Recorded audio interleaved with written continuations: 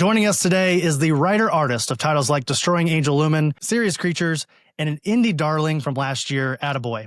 It is my pleasure to welcome Tony McMillen onto the Oblivion Bar Podcast.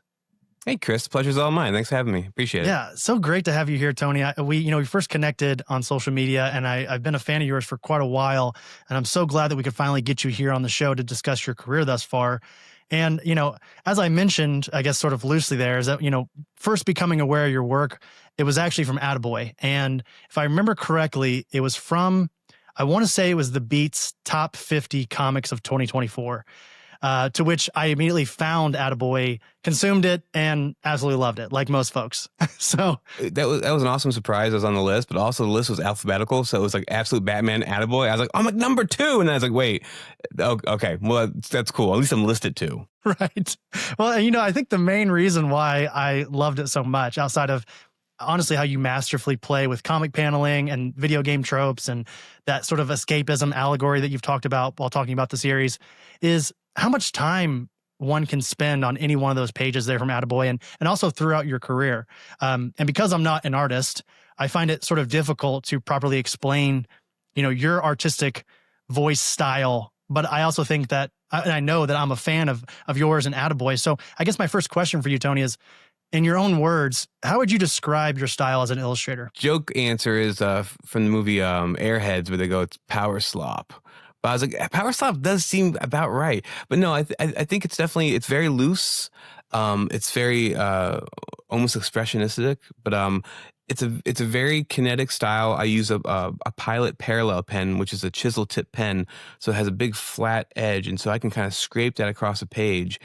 And so I think it's very, it's kind of a gnarly style, but at the same time, the colors I use are kind of, most of them are digital, but they're digital watercolor. And I'm trying to sort of balance out how kind of aggro my art can be. And the color kind of makes it a little more light and kind of poppy. And so honestly, I'll use probably a million musical metaphors. I do play music, I play guitar and sing and stuff, but I think it's like, well, the reason why Nirvana was popular is like, well, yes, this is kind of a very heavy, gritty sounding band, but the songs are pop songs. There are pop hooks. There are pop smarts.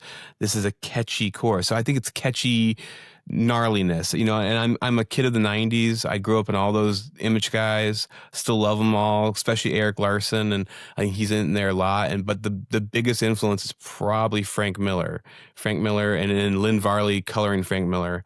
And I think that even though I think I've looked at a million things since then, that's the deepest in me that still comes out. At least I see that the most. Sure. I can definitely see that. And I'm kind of curious, were you classically trained, or did you go to school for art? How did that go for you? Oh, no, yeah, I wasn't trained at all. Like I was like a million other people. I was a kid who drew a lot in class, and I love drawing. And it's funny, like occasionally we'll talk to other artists and they have been trained and they have a better vocabulary and language to explain things. I'm like, oh, that's a great way of putting that. Or, oh, that's the way it's put. That's the term. I was like, oh, this thought was your own thing. No, that's what we call that.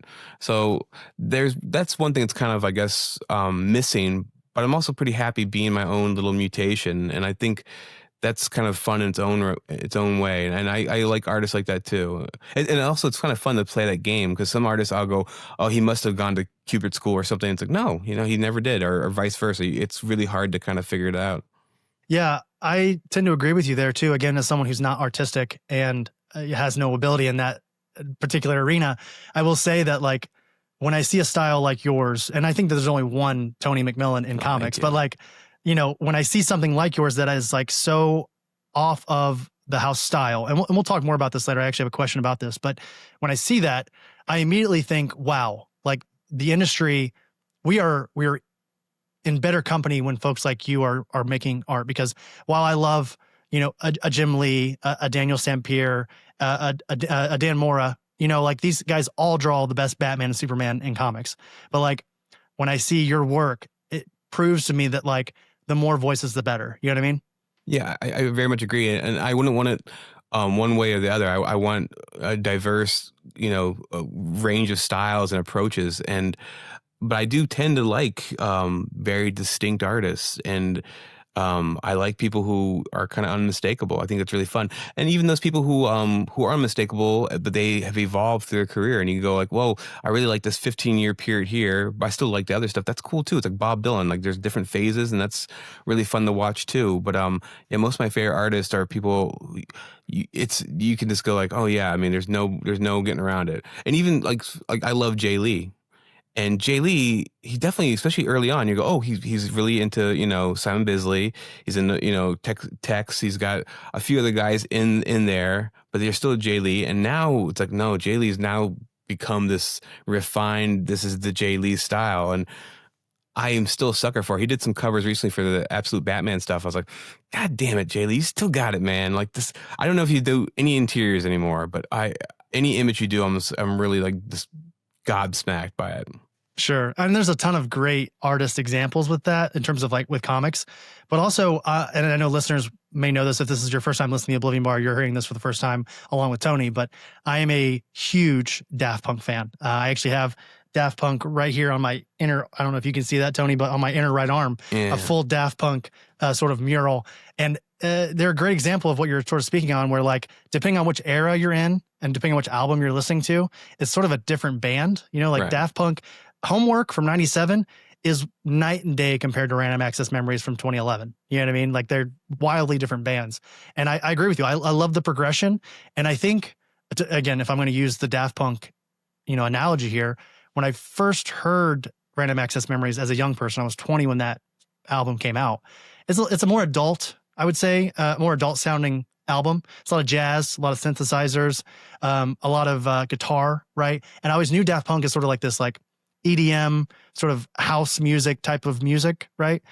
Or pop, even when you think of like Discovery, very like you can sing along and bop your head to it. Totally, yeah. But when I heard Random Access Memories the first time, I remember like very vividly not loving it at first. But if you ask 33-year-old, well, now 34 as of yesterday, my birthday was on August 6th. But thank you, I've made it. If I listen to Random Access Memories now as a 34-year-old, it's easily my favorite, right? So like taste changes, you know what I mean? Yeah, and I think that's really fun though, to know that, yeah, something you might not enjoy now, who knows, 10 years down the road might be your favorite thing, and things swap out. And I also love when artists can kind of grow with their audience. Like I feel like, obviously I'm too young for the Beatles to be like, I wasn't there when that happened, but like the Beastie Boys, I was kind of around there for that. So when they had new albums drop, they changed their sound, they changed their philosophy. I was kind of growing up too, and it sort of kind of went in tandem. And if you can achieve that with an audience, it's perfect. It's great. Absolutely. So, I didn't mention your rock and roll horror, the augmented fourth in the intro, but I do want to sort of noodle on this for a moment because you are also a published prose novelist, So as sort of a flip side to that previous question that I asked you about, like sort of your view on your artwork, I want to sort of ask the same question, but from your writing standpoint. How do you sort of see yourself as a storyteller on the writing side? Is there like a particular North Star that you often search for in your work, or do you sort of just let the story dictate how you write that particular story? I think both, if that's possible. I think the North Star was always, is this story that I'm thinking of, is it special enough to be something I don't think will come from anyone else? And do I have a special way to tell it? And then that also leads to me like doing that second book of mine, my prose novel, An Augmented Fourth, which is essentially it's like if John Carpenter's The Thing starred Black Sabbath. That's the basic elevator pitch.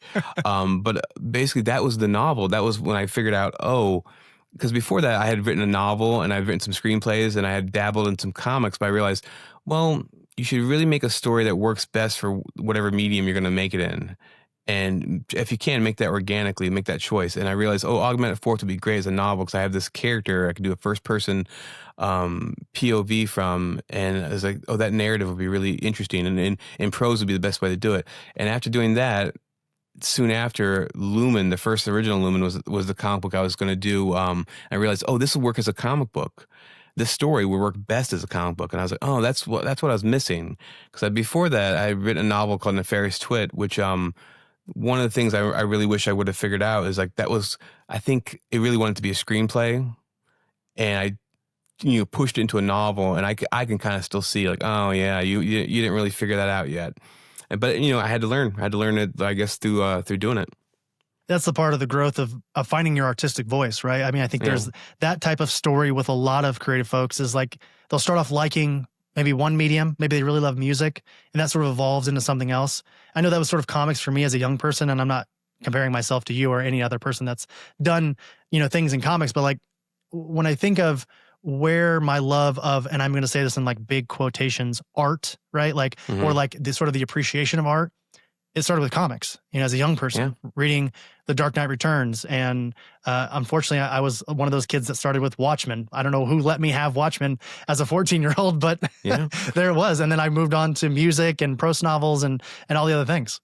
Yeah, I mean, I was, I think 11. I read Dark Knight Returns. There you go. Or maybe like 9. It was it was bad. Sure. But I loved it. It changed my life. But it was definitely. I'm actually, one of the things I'm going to work on next is a comic book which is autobiographical called Two Kids in a Trench Coat. It's about watching R-rated movies, listening to explicit music, and underground comics at a far too young age. So that'll be kind of fun. And there will be a Dark Knight chapter. It'll definitely be a big part of it. Can I follow you down this path really quickly? I want to ask you a little bit about that because as a young person, we're sort of, I think, from the same generation, the 90s and such, and how you had to sort of seek out or at least be around a really cool relative or adult to let you get those things, or you had to watch HBO and the static, at 2 a.m. or whatever. So I'm just curious, in a world that we live in today, in 2025, and are you a parent? Can I ask? Yeah, I got one kid. Yeah. So I'm just curious, like, what is your philosophy, if you're comfortable sharing, in terms of how you approach, and I'll say explicit again in broad terms here, how do you approach showing your young one explicit material? Because I have a philosophy, but also I don't have kids. So like maybe this will change once I have one, but like I have this really interesting philosophy, I think, that I'd love to share with you, but I want to hear yours first. Sure. I will say your philosophy might be right, but I've learned everything I thought I knew was like, no, it's not really. In action, it's very different. But I will say my kid's only, she's just turned 6. Oh, and so there's definitely some things where there's a lot of parameters where I'm like, not yet. But for instance, she is very interested in things already which are above her pay grade. And so like I think we got into the car once and there's a podcast I listened to talking about The Exorcist. And I turned it off and she's like, what's The Exorcist? I'm like, it's a scary movie. What's it about? And I'm like, well, and so I told her a kind of a sort of a Reader's Digest version. Like, there's this kid who has a really bad imaginary friend. It turns out to be a demon. And it's like some bad stuff happens. It's like, and then these priests come and they kind of help her out. And she's like, "Oh, that give her a big old hug, and she's cured." Exactly. And so it's stuff like that. But the thing is, I think my philosophy is that each kid's an individual, and you got to gauge them, and they will change too. So maybe your kid at 7 is totally fine watching Predator. Maybe they're not going to be ready for Predator until they're 15. And that you might change your mind when they hit 9 and go, you know what? No, actually, I think they're something's changed. And so I think about like my kid is fascinated by monsters and scary stuff, but they've also had nightmares and they're not ready for that's funny. The thing that actually freaks them out the most is that you watch a kid's movie, and in most of these story arcs, there's a part where the friends break up and they're mad at each other, and it's right before they figure out things out to come back together. That anxiety makes my kid go nuts. She can't handle it. She wants to walk out of the theater. Like when the rabbit and the fox aren't friends, and it's before they bury the hatchet. She hates that, like that weird social, like, oh my God, they're being so mean to each other. And that's actually, I think, worse than any scary movie so far. And what a sweet, sensitive little person, like that's amazing. I love that. So what's your philosophy, or what do you got? Well, again, this is coming from a complete spectrum of just absolute ignorance. But again, growing up in the 90s and sort of my mom was relatively loose when it came to showing horror films or listening to music. Like I'm watching Leprechaun, that evening. And then like the next day to school, we're listening to Bone Thugs and Harmony. Exactly. You know what I mean? Yeah. So like my mom, she like sort of let me, I think in like a very loose way, indulge this kind of stuff. And I've always said that if I had kids, I would want to be the one to sort of showcase these things to them and talk them through it if it's maybe too scary or if they don't understand what's going on. And what really freaks me out, and it's part of the reason why I'm, kidless at 34, is they have all of knowledge and anger right here. And I'm holding up a cell phone for everybody that's not Tony or I. So like, I'm just nervous that like they'll get their hands on, you know, a piece of electronics, or their friends will tell them a thing. And then like that sort of morphs their view of a thing. I don't know. And again, that's like being maybe a helicopter parent, but No. I think that's totally valid, and that's kind of how I feel in a lot of ways. I just think like this will kind of come into action in a couple years. 6 is for me is like there's still plenty of stuff. I'm like, nah, Yeah. you're not gonna watch Poltergeist yet. but I have made a list of like the training wheels to scary and kind of explicit stuff. But yeah, my mom was super permissive when it came to stuff. That's it was when I think I was 9, my 9th birthday. She got me Friday the 13th 1 through 8 video VHS. So here you go. Yeah. And she's like, fast forward past the titties. I'm like, sure, mom, it's not gonna happen. But that was that. You know, like, and especially with music, it was like, who cares? Whatever. They would complain about how it sounded, but didn't really care what they were saying. So we'll see. Like, and it's funny. I definitely knew kids. I'll talk about it in the book too. Like, kids whose parents were not that way, and they were fun because they were like sheltered, but they would seek out the weirdest stuff on purpose because they had to get that out of their system, and they had no tools to deal with it. Like, I remember a kid watching like Nightmare on Elm Street, and like he's like, "Will Freddy visit me in my dreams?" I was like, "You're 12, right? We're 12. No." We're like in middle school. You understand that Freddy is not real, right? Right. Like, you get that. I was like, I think I made a mistake talking to you. Like, what's happening here? I'm questioning everything right now. Yeah. So that happened, you know? Yeah. Well, it's interesting. I think horror, and I think we're sort of cut from the same cloth in terms of our likes in media and such. And I think horror specifically, and I mentioned before the recording here, and this episode will come out before our conversation. We're going to be talking about Weapons, the new Zach Kreger movie that's coming out in August. And as a young person, I think that like my love of horror comes from a place of nostalgia because I was young, and it felt sort of wrong watching AMC during Halloween or watching sci-fi late at night.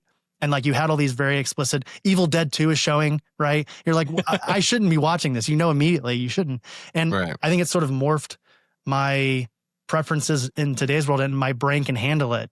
Right. It's scary to think of an undeveloped young person's brain watching, Night of the Demon 2 and being like, holy, what is happening? You know? But it's funny. A lot of those films are comfort food. And I'm like, Absolutely. I'm watching Dismemberment and some really gnarly stuff, but I'm just like, I kind of, it makes me think about the old days and things are simpler. Right. Well, you know, speaking of the old days, I think you set me up perfectly for my next question, which is more Attaboy. I want to discuss sort of where you were at in that moment. And, you know, as I mentioned in that first question, Attaboy garnered a ton of positive noise for you last year. And I don't really have like necessarily a like interesting thought-provoking question about Attaboy. I just kind of want to know, like, what was that moment like for you? And how did you sort of, did you capture that? Did you put that in a bottle for yourself internally? Or did you sort of let that wave over you and then you sort of wiped it away and just kept on moving? Well, it's weird. Like, it's sort of like a lot of things I feel like that happen are not as dramatic as I think they're going to be. And so, you know, it got a lot of really nice reviews. And the funny, so the book Attaboy initially, I guess 4 years ago, I self-published it through a Kickstarter initially. And actually, the first edition was like this Marvel Treasury gigantic version of it. Which It's 11 by 17, right? Yeah, it's Incredible. It's nuts. I love it. But it was also like, you know, I didn't like lose money on it, but I barely made money on it, and shipping it, it's a lot of problems. So once I sold out, I made a normal size edition and kept on going. So I knew people really liked the book, and it meant something to them, which was great. And when I was making the book, I used to tell people about, I'm going to make this book, and I kind of give them like the pitch, and people were excited, and no one had been excited about anything I've done. And I actually felt like the weirdest, like smallest, like, oh no, like this is what pressure is like. And, you know, it was like 6 people, but like, I was like, oh no, now I can see like why rock stars OD and they freak out when like their album, you know, I'm like, oh God. But it delivered, I think, and I was really proud of it myself. But then when the book came out through Mad Cave, like a lot of good things were said, and nice things, and insightful things, and so that stuff was great. And but what's funny is like the probably even more like impactful, and it's kind of strange, is like not every con, but I do a few cons, and every other con at least, somebody will talk to me about the book, and they will trauma dump on me, and that's fine. but we get really intimate, and they're a stranger, and it's incredibly moving. It's sort of like my joke is like, oh, it's uncomfortable, and it is a little bit, but it's also really it's incredible. And they'll tell me like what the book means to them. They'll tell me about their parents' divorce, and we'll have this like really serious talk. And it's great, but it's also it's insane. They'll walk away from me. I'm like, I know something about this person, and I don't know anything else about this person, but I know something really that's formative about them, and maybe they know about that about me. And that's I knew the book was personal, but it's a little strange when it goes out in the world, and you get that back, and it's strange. It almost feels like a responsibility in some ways. I don't know. I just want to be there for them, because people told me some things, and it's like, oh man, that's heavy. And I hug strangers. I'm like, all right, man, let's hug it out. Let's do this. Like, You did this. Let's hug. Let's go. Yeah. Come on. It's crazy. Well, you're sort of keying on something that I've always found extremely interesting about, I'll say con going, but I think sort of the relationship between artist and reader. And I'm thinking specifically of comics in this particular instance, but I think you could attribute it to a lot of different mediums. And I go to at least 3 cons a year, Tony. I'm on the road. I feel like every spring, every fall, and one other time throughout the year. And I go to these cons, and you see exactly what you're explaining here. And I'm not meaning to like downplay your experience with Attaboy, because I think a lot of creators get this sort of similar experience where these readers, these folks that I'll say, again, sort of broadly, don't generally have a ton of social interaction about the thing they love as much as they do when it comes to comics. Like, I love comics. You can see behind me, Tony, and I know that listeners know this. I've got a ton of comics, but in like my normal day to day, like in normal Chris and here in Indiana, no one, I think, really knows that I love this stuff as much as I do. So these people who really attach themselves to Attaboy, this interaction that you're having where like they feel like they know so much about you based on Attaboy, and you know nothing, literally nothing about them. I'm so like perversely interested in that dynamic, because it's special and odd and amazing and weird. And like, it's just a really cool clashing of two truths that shouldn't exist. Like they think they know you so well because of Attaboy, and you know nothing. And yet they expose their underbelly immediately. It's awesome. It is. It's one of those crazy things where like, I think initially when I started writing books and making comics, I had put some pretty personal stuff out there. I was a little worried that someone from my family would read it and maybe take it the wrong way or whatever. But then I realized, they're never going to read it. No one cares. Mom's not reading Attaboy. Yeah, no one I know cares at all. So I'm like, I'm gonna put out even more stuff. But now I have this. Now instead of that, I have this bond with these strangers, and it's real. It's very real. It's very sincere. But you said everything you said also is Comic-Cons in general, like you said, and it's crazy. Like there's a million people there who is like, we care about this stuff so much, and we go there and we got to get it out of our system, and everyone's a little anxious. Everyone's a little off. Everyone's telling jokes a little too fast, and I've been there too. But it's beautiful in its own way, because it's this raw human celebration of something. Yeah, it's funny. And also it's funny every time I talk to other creators and also people who go to shows, we will maybe talk a little crap about other comic book nerds, but we all know we have done every single thing we are criticizing. Yeah. It's one of those things where like you cannot say something bad about these people, but I can. It's like your little brother, little sister, Right. Exactly. And it's one of those things I've seen. I'm like, oh, I did that like a few years ago. Thank God I chilled out. I'm like, have I chilled out? Oh my God. Maybe I'm just, yeah. We're just living in circles of embarrassment constantly. It's just things that we've done that other people are doing now, like every nerd's done that. But I want to sort of sidebar on, I have a second question here on Attaboy, whereas the design work in the book is phenomenal. And I couldn't find who the designer was. I can only find the handle at the beginning of the book, which was at Anne Ray Zaya. Are they able, like, are you allowed to tell who that is? Or do you know? I don't know. So basically, like, okay, so they design like the end papers, I think, and some the spine stuff, and it's a mix. Like they did some stuff, and some of it's kind of the same from the original version, which I designed.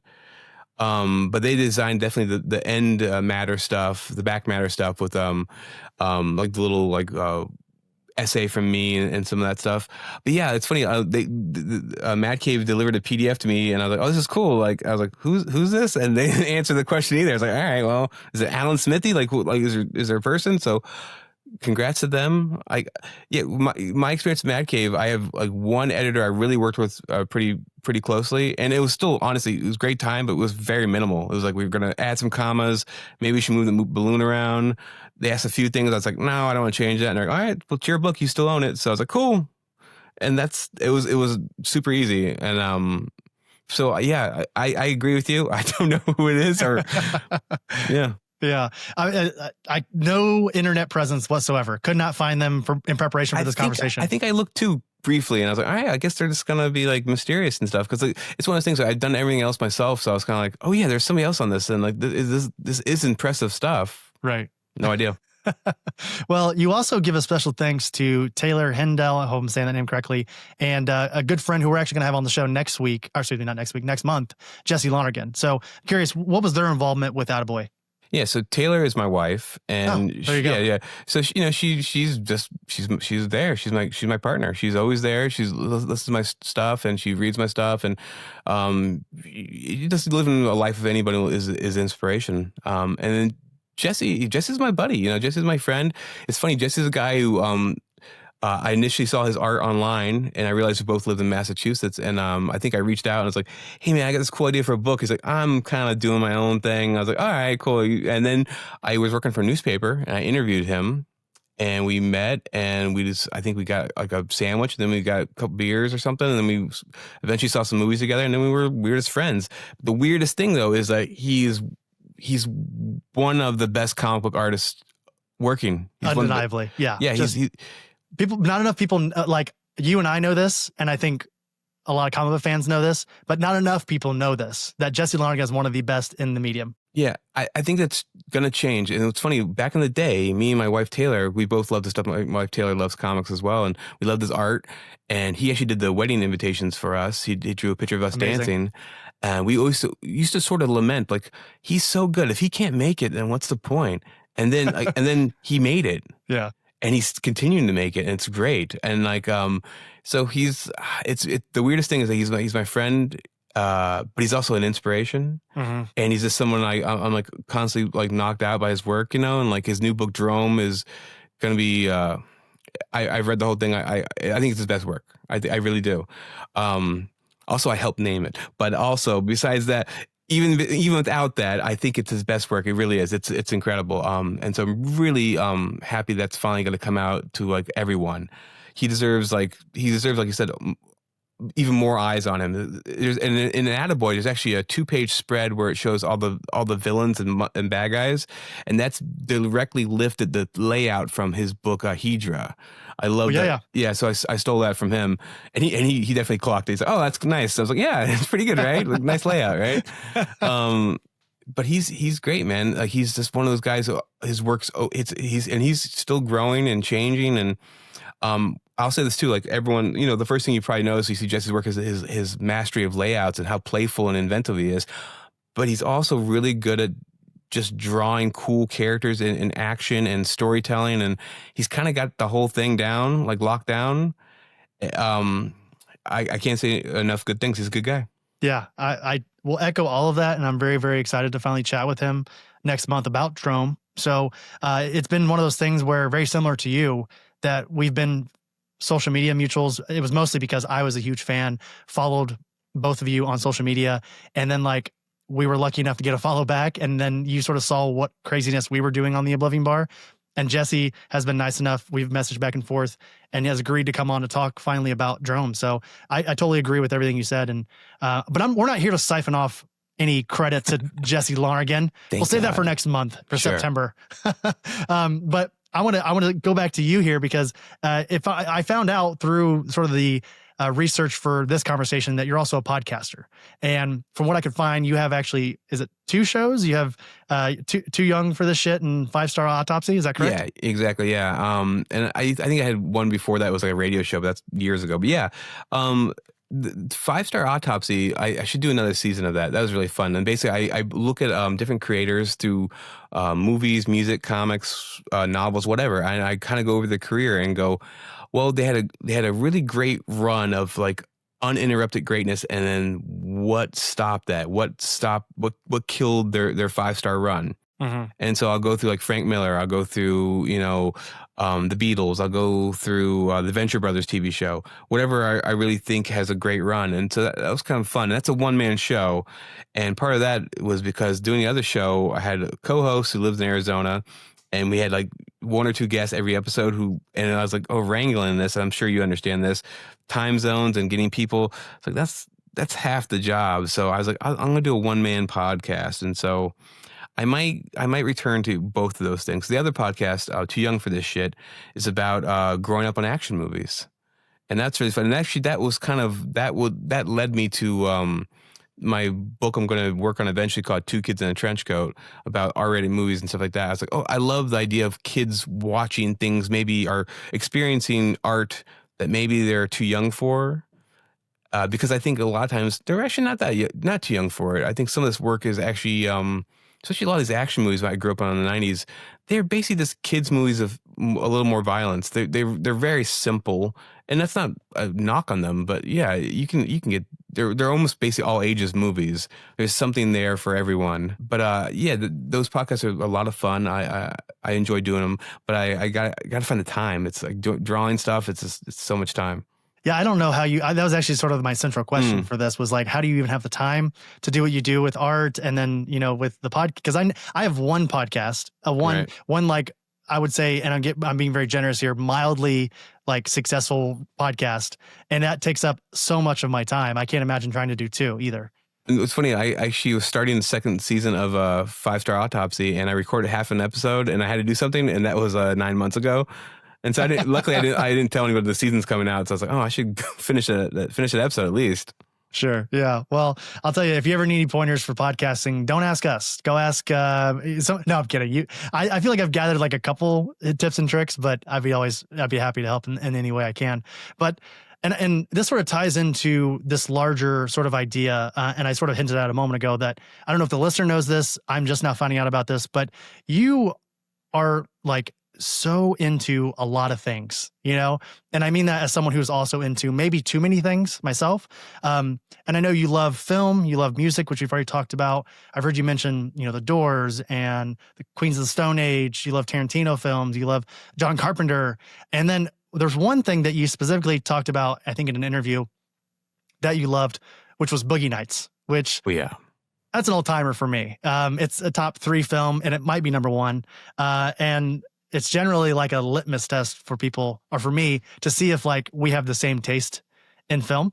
And I was going to ask you sort of, because I want to tie this into Serious Creatures, which you sort of have an analogy for as well with Boogie Nights. But do you find, from, an artist standpoint, do you find that you carry your influences from other mediums and let those bleed into your work? Or do you purposely avoid those things that you love and sort of take that road less traveled from a creativity standpoint?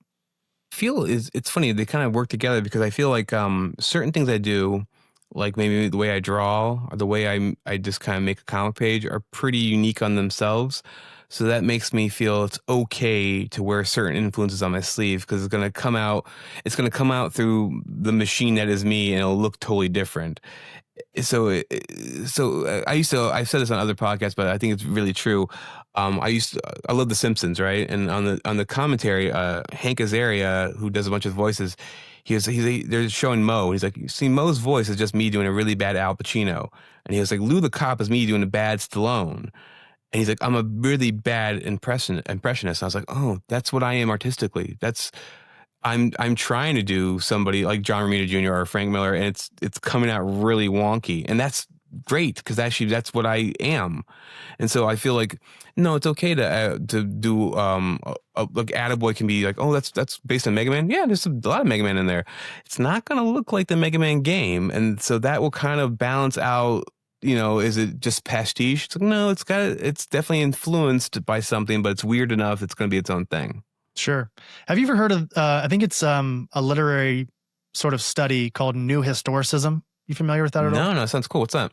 So it's basically this thought. It's a sort of a philosophy in creativity where we all subconsciously, without even purposely doing it, let our influences, things we love, things we hate, all the things bleed into our creations. And I have an example for this, if you're okay giving me sort of a long-winded explanation of this. When I was in college, I wrote a Punisher short story as like a project. And I gave it to a friend of mine who worked at a comic shop. I was working at a comic shop in St. Louis while I was there. And I gave it to him to read. He goes, I really like this, but kind of reminds me of Garth Ennis's run on the Punisher Max. And it was funny because I had never read Punisher Max. The reason why it felt like Punisher Max is because through, again, this theory of new historicism, if you believe it, all the Punisher I have read, which is, I think at that time, quite a bit, all of that before, and maybe some of it even, well, definitely after, but maybe even some of it before, either influenced Garth Ennis or was influenced by Garth Ennis and Steve Dillon's run. So through all that, I sort of found my particular version of Punisher because of my love of the character, which I think was largely influenced by his iconic run. Point being is that like we do this subconsciously. And I'm always just curious if creators do this on purpose, or do they sort of just let their mind run and what comes out comes out? Yeah, I think that's actually a really interesting theory. It reminds me of, it's like a good explanation for parallel thinking, because I think there definitely are things I've thought of. I'm like, oh man, if no one's done it yet, I should do it soon because I think someone will come to that same conclusion. And what's funny though is I'll have that thought, but I go, well, when I do it, it'll be this weird thing, my version of it. So maybe the other version is a more commercial version or not, who knows, but I can only do what I can do. But I think I do a podcast, like, 5-Star Autopsy, where I talk about people's, runs. And I've learned, especially in like movies where people are just trying to get whatever they can get done made, I've learned that I had this imaginary career in my mind, like book 1 is this, book 2 is this, and then book 3 is this. And I've learned, well, you can kind of plan that, but the truth is, I think it's more likely just the next book will be whatever is ready. I think of it, it's like a top of a stove, and things are cooking, and some things are they're getting there, but they're not ready yet, and something else is like, it's boiling. It's time to cook it. It's time to serve it. And so I've learned that I only have so much power to curate my own body of work, and I'm trying to make it as good as I can. And a lot of times things, if I finish one project, let's say I finished Serious Creatures, which was a very literary kind of book, a lot of conversation, a lot of stuff like that. The next thing I wanted to do was something full of action and less dialogue. And then after I did that, I was like, I want something a little more nuanced. These things always kind of bounce off each other. I think that happens to a lot of artists. If you, I do most of my stuff self-published, and there's some stuff that's been published, but I have the self-publishing, I have the liberty of doing what I want to do. I'm sure there's people who are like, no, I did, Miracle Man next because that was the next thing I could do. And then I did Swamp Thing, I did Punisher. And it's not that I don't like those books. They're like, no, just that was the next job. So I took it.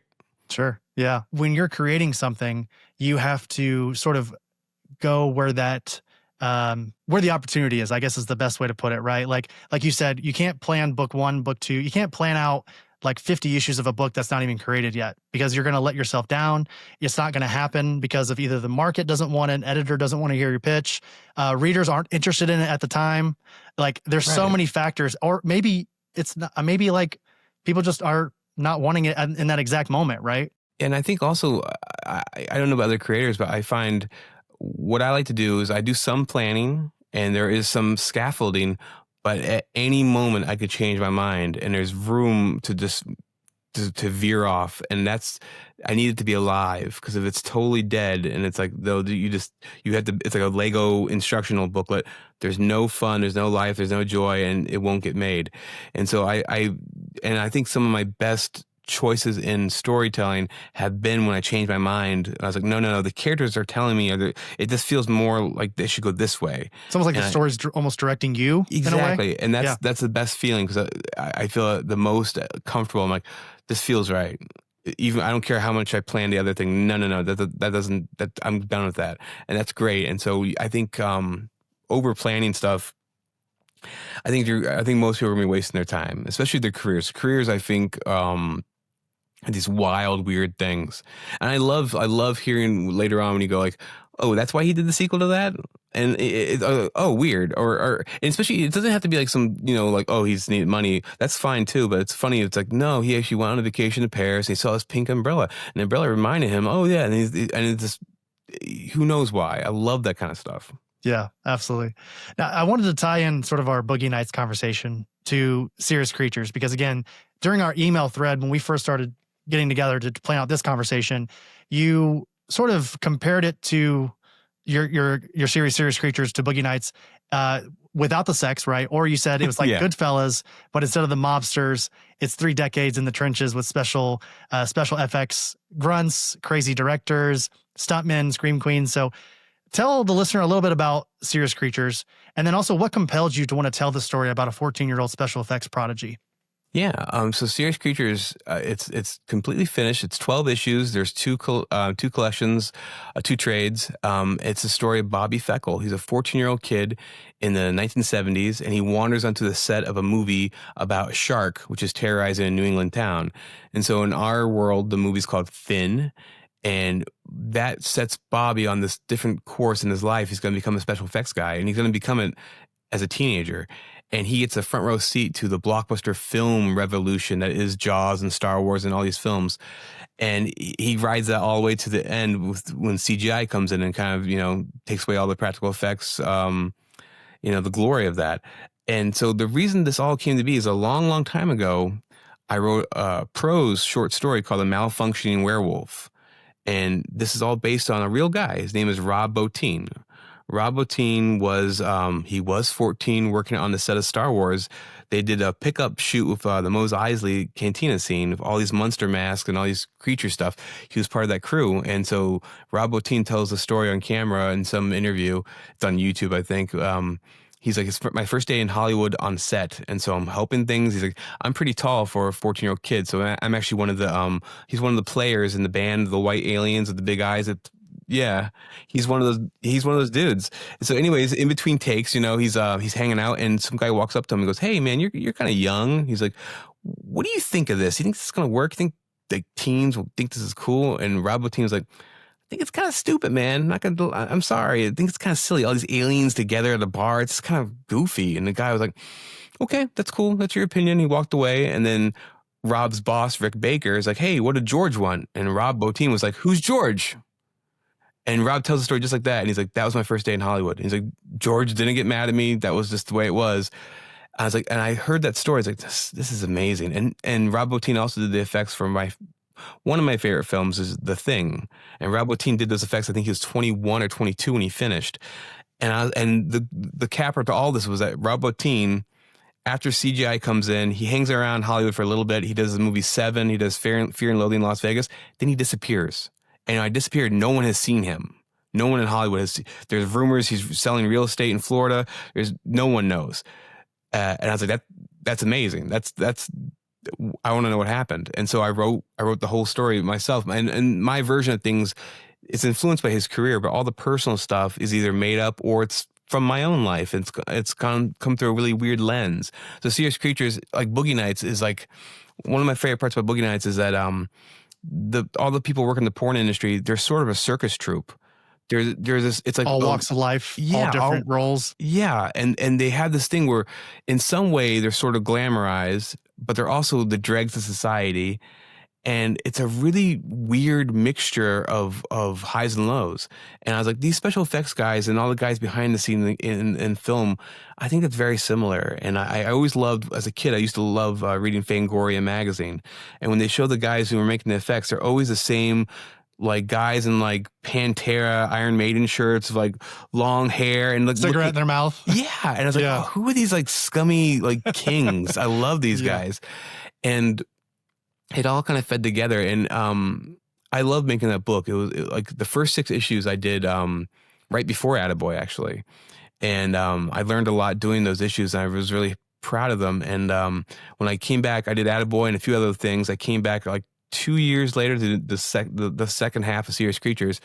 And going back to it, I was like, oh my God, I really missed all these characters. I missed Bobby. I missed like Jack Barber, who's his mentor, and I missed all the weird director guys and the beards is what we call them, and all the characters. I missed them and their goings on, and so the book's I think it's a really unique, weird book. Yeah. Now, is this something that I know you have like an Etsy store that has a lot of your work that was either Kickstarter or what have you?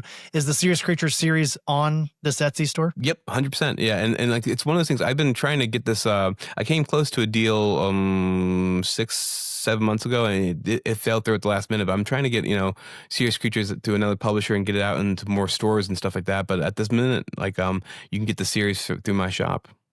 Yeah, and I think this sort of builds on another sort of thing I wanted to pick your brain on, which is throughout your career in comics, I think majority of the work that you put out outside of Attaboy, which you said already was crowdfunded first.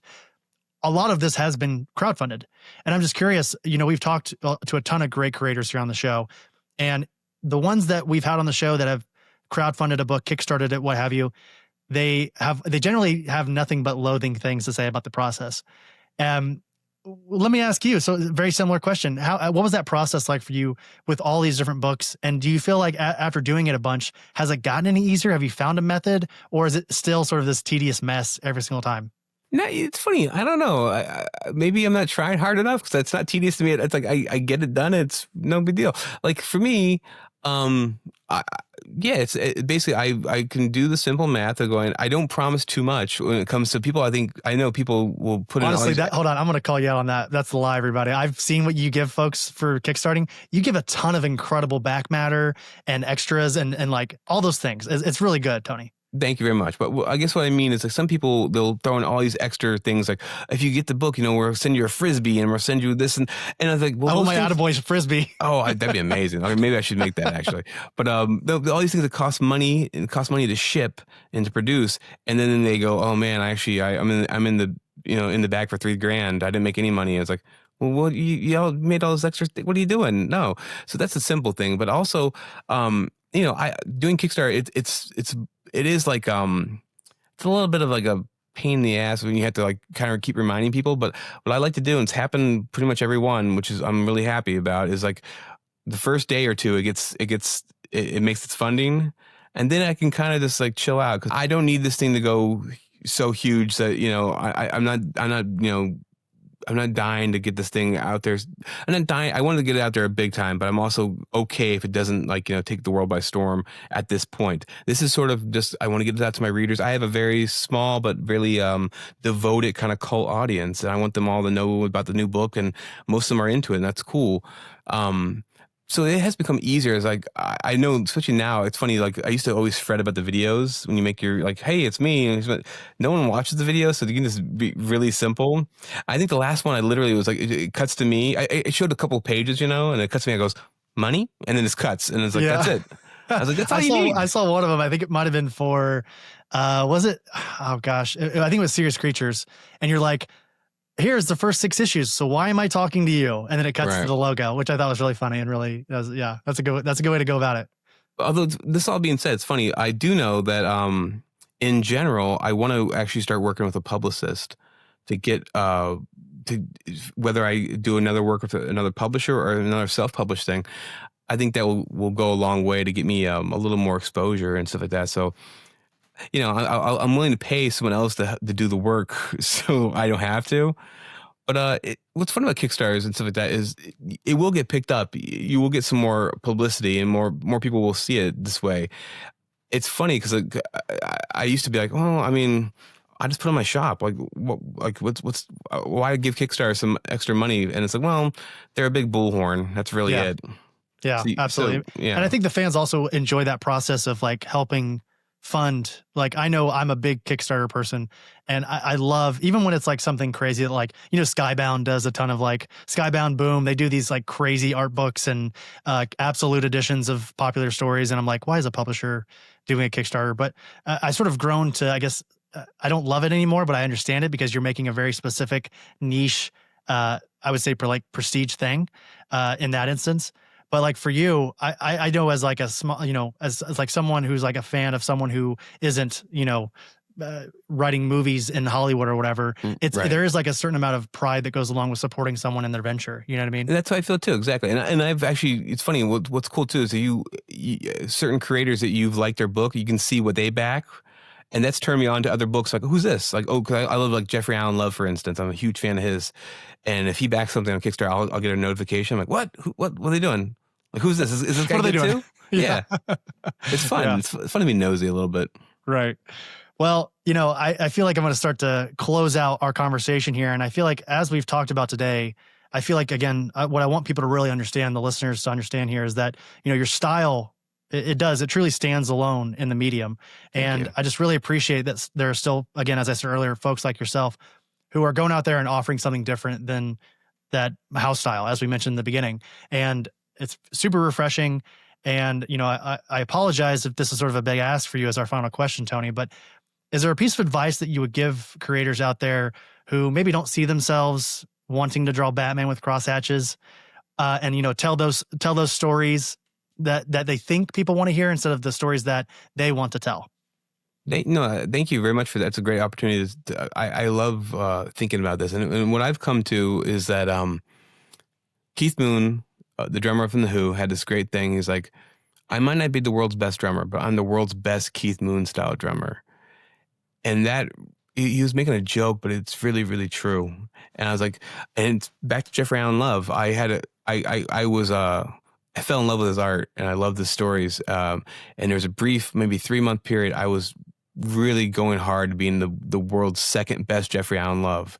Because he had some tutorial videos. I was like, oh, you do this and this and that. And I was like, this is really cool. And I was really into it.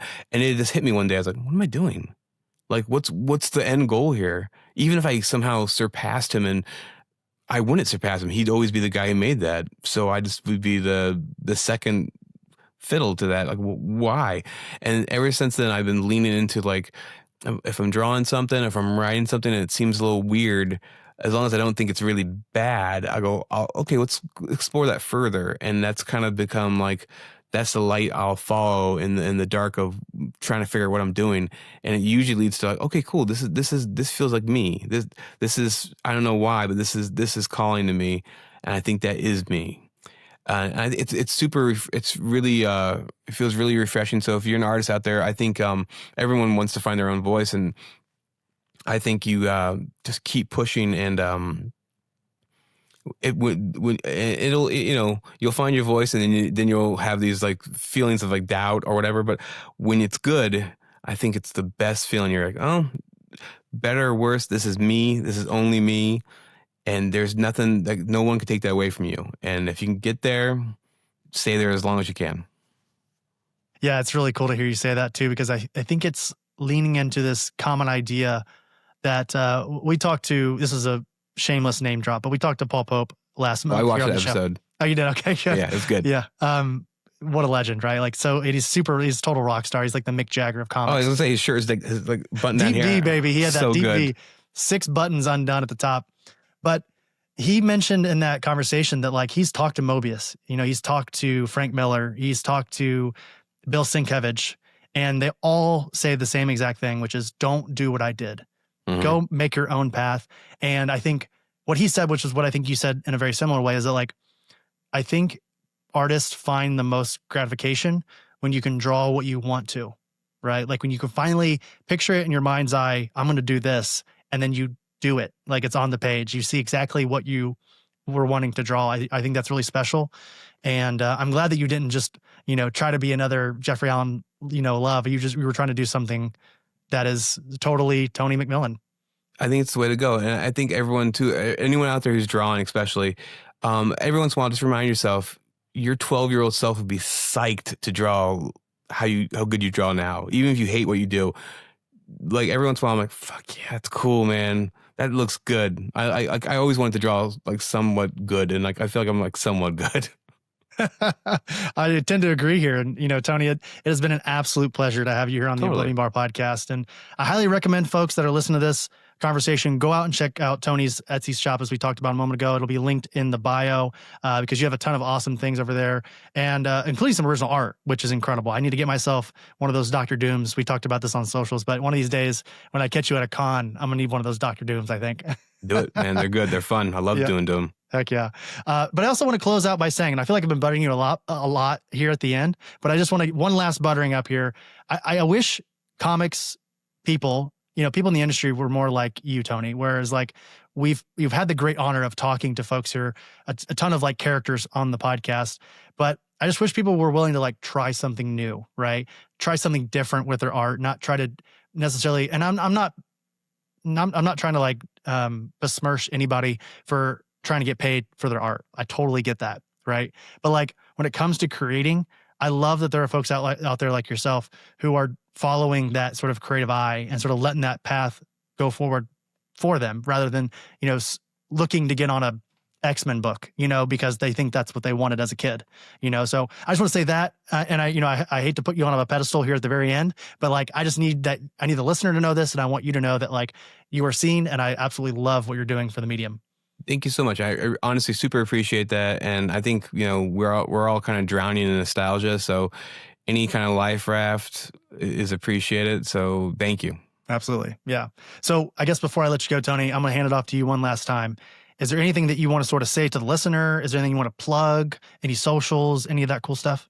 Yeah. So the good news is my name is apparently original. So if you look up Tony McMillen, everythingisme.com, Instagram, there's no added numbers, whatever, Tony McMillen.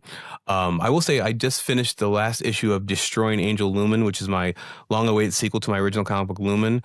It's really nuts. It's really fun, really wild and colorful. That's available at my Etsy shop. It will be collected in October as one big humongous trade. It's like 220 pages. It's intense, but it's really fun. I'm really proud of that. So, and also I have a Patreon. You can see some new stuff I'm working on there. And just in general, thanks for listening. I really appreciate it. Thanks for all my people who buy my stuff already. I always appreciate it. Yeah. Which in your handle, is it just like Tony McMillen on all the socials? Yeah, it really is. It's so simple. It's like you can find me real easy. Perfect. Well, cool. Tony, what a pleasure. Thank you so much. We'll have you back on at some point down the road, and have a great time until the next time. Thank you very much. You too.